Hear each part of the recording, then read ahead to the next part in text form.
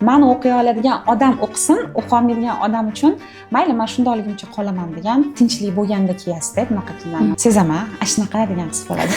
degan his bo'ladi. Bundoq qarab razmeringizni ololmayman dedi-da, va shunaqa xursand bo'lib ketdim. Qanday yaxshi, shunda qarab turib razmeringizni o'qib olishmasa-da. Ko'pchilik hech qayerda ko'rmadim. Shunaqa xursand bo'lib ketaman, o'sha kiyim kiyishmasa. Lekin boshqa auditoriyada biza kiyimga qarab yoki tashqi ko'rinishga qarab muomala qiladiganlar ayblolmaymiz. O'zbek brendlaridan Acham Premiumdan lyuksga chiqyapti dedi. Keyin yo'q dedim, даже lyuksga chiqyapti desa-da, bu lyuks hisoblanadi. Assalomu alaykum, yana bir bora. Juda ham xursandmiz birinchi intervyumizga rozi bo'lganingizdan. Men ham rosa xursandman. Birinchi intervyuda meni tanlagan edi. Odatda kiyim haqida, moda haqida dizaynerlar, klientlar yoki moda olamidagi insonlar ko'pincha gapirishadi. Ammo bu safar masalaga boshqacha yondashishga harakat qildik. Ya'ni psixolog nazari bilan. Axir kiyim bu nafaqat mato va dizayn, balki insonning ichki holati hamdir. Bizning brendimiz Acham haqida psixolog qanday o'ylaydi? Acham. Hozir to'g'ri aytdingiz, kiyimda odam ichini ko'rsatadi, ichki dunyosini. Даже bilasizmi, psixologiyadagi 4 ta psixotip bor-da. Inson ichki shaxsiyatini kiyadigan kiyim obrazlarida shundoq chiqaradi-da. E'tibor talabli kiyimlarimizda chiqib turadi. Odamlardan ozoda bo'lishni istash kiyimlarda chiqib turadi yoki bo'lmasa o'zini ayolligini hammaga ko'rsatib qo'yish hissi chiqib turadi. Shuning uchun o'ylayman, kiyimchalik odamni bittada gapirtirib yuboradigan narsa bo'lmasa kerak. Shuning uchun gapirtiradi. Endi Acham haqida gapiradigan bo'lsam, Acham bu o'zing istagan ichki dunyoyingni, boshqacha dunyoyingni, noodatiy dunyoyingni tashqariga chiqarishda xotirjam chiqarishi usuli deb o'ylayman. Chunki Achamdagi dizayn u qomatda hech qaysi qismini bildirmagan holatda boshqachaligingizni ko'rsatib bera oladi. Va o'sha tinch ranglar, jim turib gapiradigan qanaqadir matolar aslida bu narsa qancha tinch bo'lgani bilan orqasida rosa katta narsa borligini, joziba, latofat, ayollik, ijodkorlik ichkarida borligini ko'rsatadi. Chunki agar ijodkorligingiz ishlamasa, bunaqa narsani tushunishingiz ham yoki kiyishingiz ham, uni uyg'unlashtirishingiz ham oson bo'lmaydi. Ijodkorligingizni bo'lib ham siz ichkarida ushlay olishingiz, mani o'qiy oladigan odam o'qisin, o'qolmaydigan odam uchun mayli men shundoqligimcha qolaman degan tinchlik bo'lganda kiyasizda bunaqa kiyimlarni shunaqa deb o'ylayman. Shuning uchun ham sizlarni juda maxsus auditoriya tanlaydi. O'zingizchi bizni ko'ylagimizni kiyganingizda o'zingizni qanaqa his qilasiz? Sizlarni ko'ylaginglarni kiyganimda birinchi o'rinda tinchlik his qilaman, erkinlik his qilaman. Tinchlik nima? Turmush o'rtog'im oldilarida ham bemalol yura olishim, ular bilan birga yurganimda ham, turganimda ham bemalolligim bo'lsa, tinchlik bersa, erkinlik menga, bilasizmi, mana kiyimda o'timda emasmikin, bu o'timda emasmikin degan tashvishlardan butunlay pora bo'laman. Va uchinchidan bilaman, meni kiyimim orqali meni jim turib tomosha qilishadi baribir oldimdan orqamdan. Ya'ni hamma ayolda bor bo'lgan o'ziga qaratish, istash yoki noodatiylligini ko'rsatish hislari menda ham ishlaydi. Men ham ayol kishiman. Lekin bu ayollik jozibam qomatimdan tashqari kiyimlarimda ko'rinishni istasam, men Achamni tanlayman. Bunga erishaman, shu hamma qarashi yo'q, tahlil qilishi, gapirishi. Esingizdami oxirgi marta ko'ylakni kiyib ko'chaga chiqqaningizda odamlarning nigohini sezganmisiz? Va qanday his bo'lgan sizda? Sezaman, shunaqa degan his bo'ladi. Ko'pincha orqamdan kelib so'rashadi ham, bu qanaqa kiyim. Endi hozir ancha уже tanilib ketganligi uchun brendning nomini o'qisa kelishmaydi уже, lekin oldinlari har qayerlarda to'xtatib so'rashardi. Birinchi martasi esizdami? Birinchi marta kiyganingizda chiqqaningizda. Birinchi marta kiyganim esimda. Qanaqa ko'ylagimiz bo'lgan? Birinchi marta magazinlarga borganman, o'sha ular o'zlariga borganman. Menga ikkita ko'ylak berganlar, shoyili, yumshoq edi. Bu ko'ylakni hozirgacha to'xtatib so'rashadi, lekin o'sha ko'ylagimni 4 yil oldin edi. Kiyib chiqqanimda, shu chiqib magazindan chiqib yo'lda ketyapman, o'sha to'xtatib so'rashgan, qayerdan oldingiz, nima ekan, bu necha pul ekan deb so'rashgan. Va xursand bo'lganman, mazza qilganman. Ben boshqacha tuyg'u. Sizningcha kiyim kayfiyatni o'zgartiradimi yoki kayfiyat kiyim tanlashga ta'sir qiladimi? Ikkalasi ham. Kiyim qachonki kayfiyatingiz tushib ketgan paytda o'zingiz yaxshi ko'rgan kiyimlarni olib kiyib, unga mos bo'lgan aksessuarlarni, ro'mollarni, oyoq kiyimlarni tanlab, bunda to'liq obraz yaratib oynaga qaraganingizda kayfiyat qo'shadi baribir. Mazza kayfiyat qo'shadi. Kayfiyatingiz bor paytda juda yengil kiyim tanlaysiz, oson ketadi kiyim tanlovi. Keyin kiygan kiyimingiz ozgina g'ijimi bormi, umi, bumi, ular уже ko'zingizga ko'rinmaydi kayfiyat zo'rligi uchun. Har ikki holatda ham ishlatsa bo'ladi kiyim bilan munosabatni zo'r qilib. Nima deb o'ylaysiz? Biz ham ko'ylaklarni tanlayotganda ayol kishi qanaqa kayfiyatda bo'ladi? depressiyada bo'lib tanlasa ham bo'ladi sizlarni. Kayfiyat bo'ladi, qo'shiladi. Man o'ylayman, sizlarni kiyimlaringlarni tanlayotganda odam o'ziga katta nima qilayotganini, yaxshilik qilayotganini his qiladi. Shunaqa narsani topib keldi, shunaqa pulga oldi o'ziga. Mana shunaqa hislar bo'ladi. Shaxsan menda shunaqa bo'ladi va men atrofimdagi tanishlarim har doim mana bunaqa bo'ladi. Shogird qizlar boshqalarga men auditoriyaga kiyimlarni kiyib kirib kelardim. Bo'ldi, keyingi darsda уже kamida 5-6 ta odam kiyib keladida. O'sha ko'zlarim mundoq bo'lganda sezaman, keyin safar уже kiyib kelishardi va ular aytishadi, что men juda boshqacha xursand bo'ldim, что o'zimga shu narsani sotib olishga e'tibor oldim, vaqt ajrata oldim, pul ajrata oldim, shuni ololdim, juftim turmush o'rtog'im bilan birga bordim degan hislarni aytishadi. Qanaqadir erishganidan quvonganlik hissi bo'ladi-da. Menda ham shunaqa bo'lgan. Menda ham har doim voy shunaqa bo'ldi, men oldim, yana bitta qo'shdim degan his bo'ladi. Bizni ko'ylakni kiyganingizda siz ko'proq ichki qulaylikni his qilasizmi yoki tashqi e'tirofni? Har ikkalasini his qilaman. Ichki qulaylik, boya aytdim sizga gaplashayotganimizda, menda shunaqa, endi ko'pincha ayollarda ham shunaqa bo'ladi deb o'ylayman. Ichki qulaylik qatladada istaysiz, o'z imkoniyatlaringizni, tabassumingiz, kayfiyatingiz, gavdangizni tikkanligi, bu hamma resurslaringizni ishlatadigan joylaringiz, auditoriyalaringiz bo'ladi. Lekin shunaqa joylar bo'ladi, siz bu imkoniyatlarni bittasini ham tashqariga ko'rsatish to'g'ri emas deb bilasizmi? Masalan, erkaklarni oldidan o'tib ketishga to'g'ri kelsa yoki bo'lmasa notanish ko'pchilik jamoasini ichiga kirishga to'g'ri kelsa, avtomatik yelkalaringiz yopiladi, boshlaringiz egilib, anaqa bo'lib qolasiz. Ana o'sha paytda mani ustimdagi kiyim mani tana imkoniyatlarimni bildirib tursa, bunga rosa qiynalaman. Shuning uchun achamda bilasizmi, shunchaki boshimni egish yoki bo'lmasa hissiyotlarim, yuzimda emotsiyalarim yopishi meni menga yetadi. Men o'zim tinchlanaman, bo'ldi. Meni tanamni hech kim tomosha qilib, kuzatib o'tira oladigan darajada imkoniyat qolmaydi. Lekin shunaqa joylar bo'ladi, kirasiz, sizni kimligingizni bilishlari, sizni imkoniyatlaringiz, sizni statusingiz, ham bilimingiz, hammasi gapirish kerak. Chunki odamlarga buni hammasi kerak bo'ladigan auditoriya bor. O'sha joylarda gavdani tikkalash, yuzga emotsiya berish, kayfiyat qo'shish, ishonch ko'tarish o'zi yetadi-da. Shu ikkala auditoriyaga ham men kiyimni bemalol ishlata olaman. O'shaning uchun ham ichki xotirjamligimni, ham tashqaridagi mana shu himoyamni yaratadi. Himoya bu muhim. Bir marta bo'ldi-da, bozorda men achamdaman, men faxrlanib aytaman bu narsani. Nega men bugun bunchalik bemalol maqtab, anaqa qilib gapiraman? Chunki yillab gapirgim kelgan sizlar brendinglar haqida. O'zi gapirib yuraman ham, hamma o'quvchilar kim so'rasa gapiraman. Bozordaman, narsa olyapmiz, magazinda sotuvchi erkak kishi ekan, o'g'il bolada. Keyin kiyimni tanladi.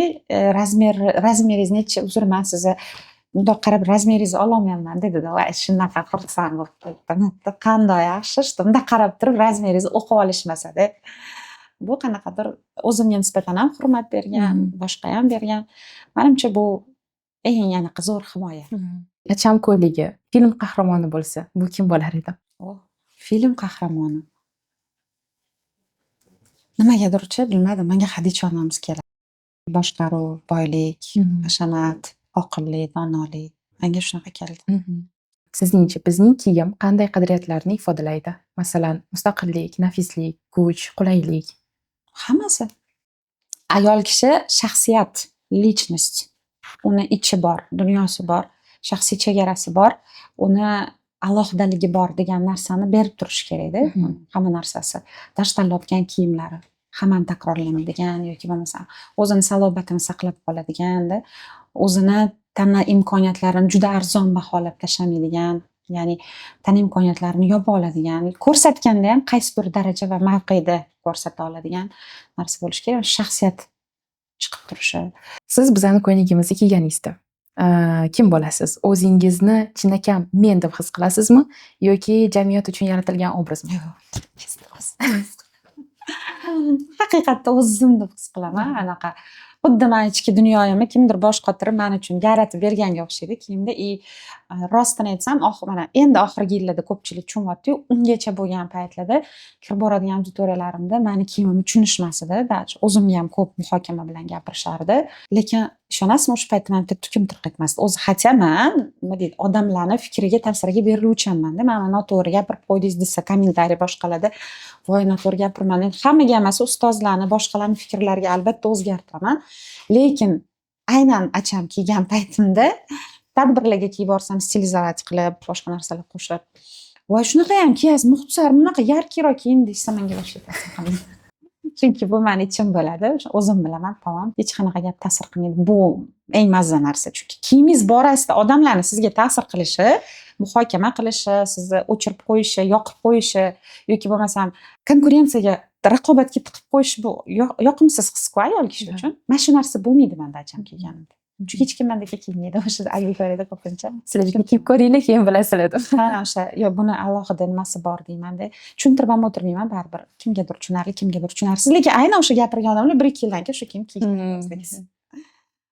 Qanaqadir исключительный vaziyatlar bo'lganmi? Именно shu acham ko'ylagini shu мероприятиеga borib kiyishim kerak degan istoriyada. Ha, bo'lgan. Katta sahnaga chiqishimiz kerak edi. Aynan shu katta sahnaga chiqish uchun menga klassika kerak. Ham noodatiy kerak, chunki u tadbirda Badavlat ayol loyihasini katta tadbir edi. U yerda baribir auditoriya sizni kiyimingiz bilan kutib olib, bilimingiz bilan kuzatib qo'yadigan auditoriya edi. Shuning uchun kiyimni to'g'ri tanlashim kerak. O'zi kiyinishim klassika, auditoriyaga doim kostyumlarda kiyaman. Rosa o'ylab sizlarga bordim, o'shanda polosali yubka bilan kostyum chiqqan ekan. Shuni olib atay shunga atab to'g'rilab stil kiyib bordim. Bilasizmi, shunaqa o'zimni yaxshi his qildim. Chunki baribir u yerda 500 dan oshiq odam edi-da, ko'pchilik nigohidachi yomon bo'lib ketasiz-da.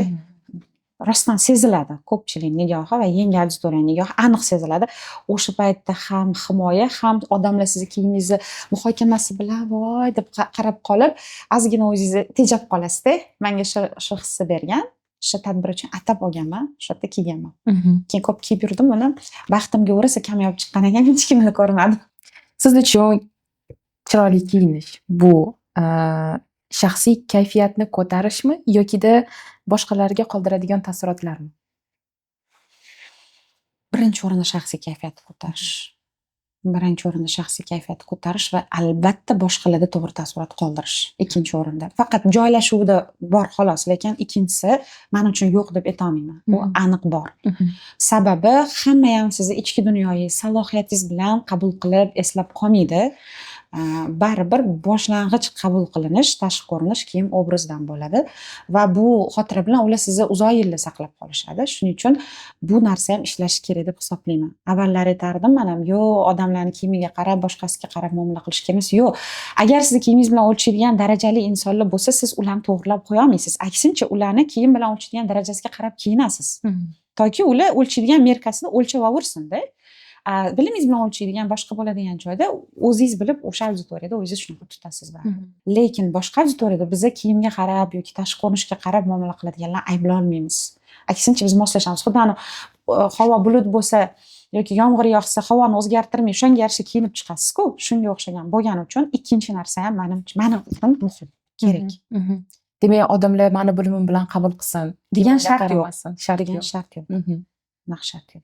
Kiyimga qarab qabul qilgisi kelsa, kiyim bilan, keyin bilimimni qabul qilgisi kelsa, keyin bilim bilan. Hech qanaqa muammosi yo'q. Kecha stil darsiga boruvdim.